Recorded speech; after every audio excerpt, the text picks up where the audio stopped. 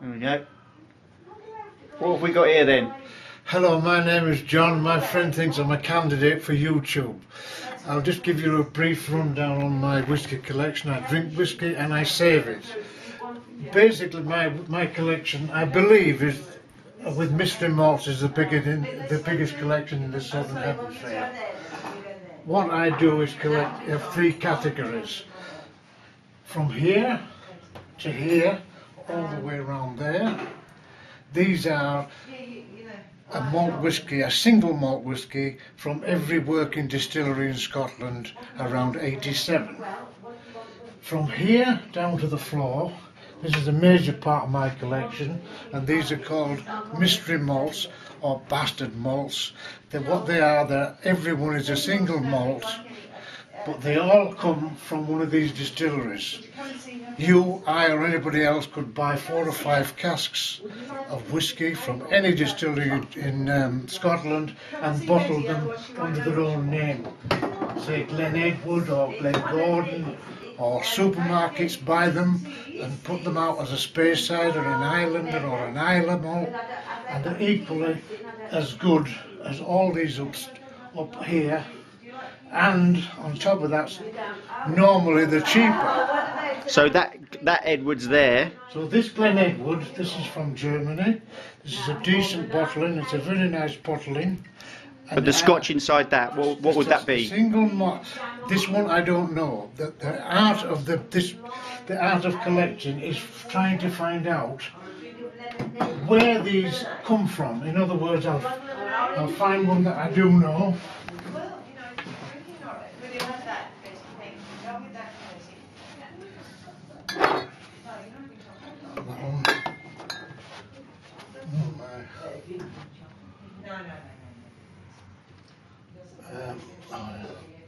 This one, this is a beautiful bottle of whisky, Finlagan, and I'm almost certain it comes from Lagavulin. Lagavulin is one of my favourite malts. It's an Islay malt, smoky and delicious. This is one of their malts. Right, gotcha. I'll give you another example.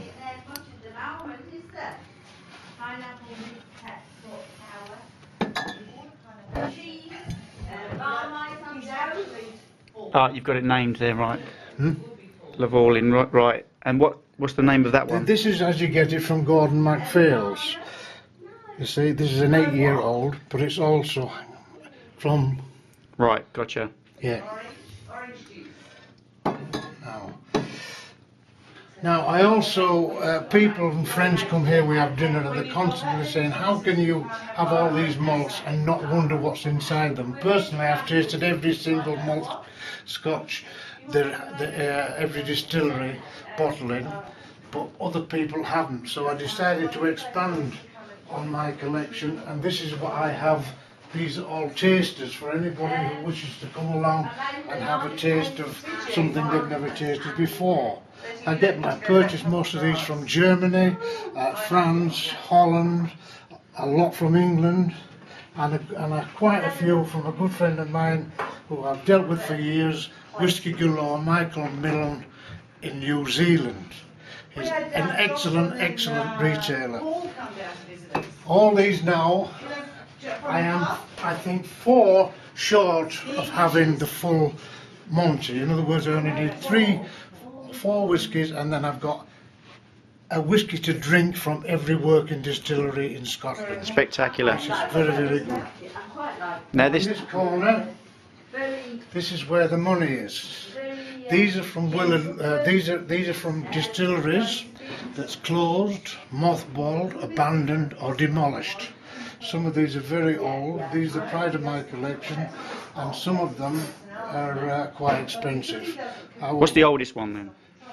The oldest whisky I have at the moment is over here actually, and it's a it's a Smith's Glenlivet, a beautiful drop of whisky, 1949.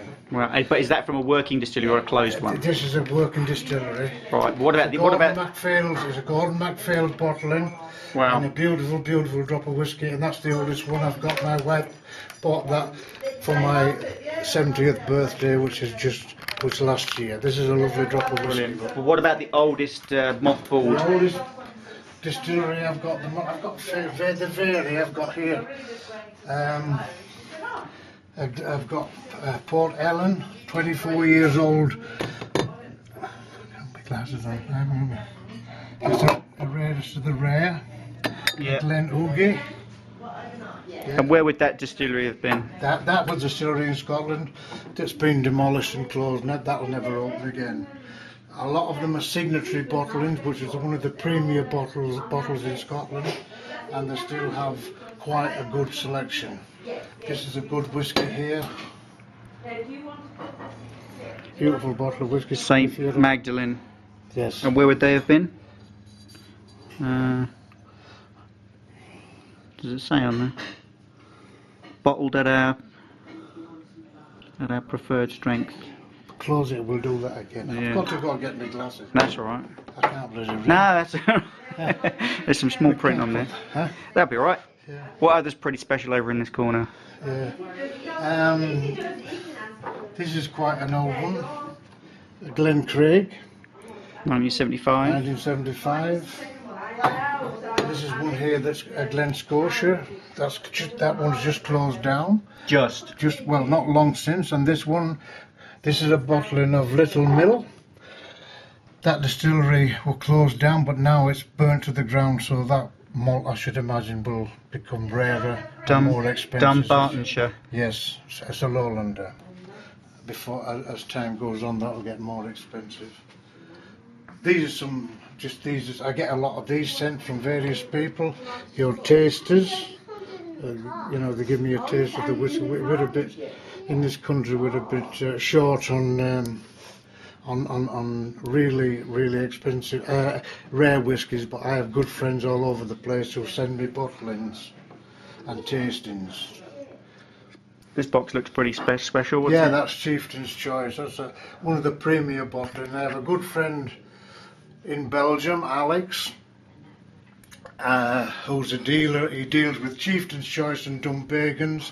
I actually bought one from him on eBay, and we kind of hit it off, and I have access to any Chieftain's Choice or Dunbagon bottling at his wholesale price, which is excellent. I have another great friend who's my agent almost in Germany, Wim and Bridget. We've been corresponding for 2 years, and they post and get me bottles anywhere in Europe when and whenever I wish. They're very, very nice people. Very, very nice people. So when are we going to start drinking?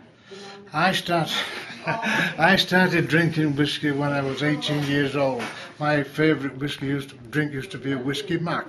I was a big Johnny Walker fan. Have you got any left? Whisky Mac? No, Whisky Mac is a drink you drink with whiskey and ginger. Oh, that'll tell us. It's a drink. That's sure, I don't know what I'm talking I about. used to drink whiskey and ginger. And I had a friend in Scotland who was in the salvage business.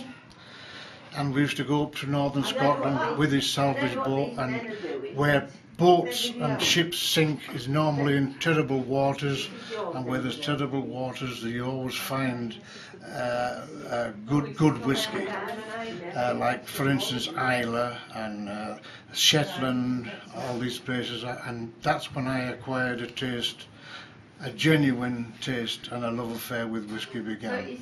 Excellent. I've been devouring it and drinking it and enjoying the water of life ever since. Well, it's a spectacular collection you got here, John. Yes, I believe I have the biggest collection of mystery malts in the Southern Hemisphere. I'd really be interested to find another collector who has more. I'd be really interested, because they're very hard to get, and it's getting harder and harder to get because I've got to wait for new bottlings. But occasionally they come out, and I have people, sisters back in England, who haunt the various bottle shops. I get them, a brother-in-law in America who helps me out now and again. He always keeps his eye out for mystery malt. And what I mean by a mystery malt is it's got to be Scotch.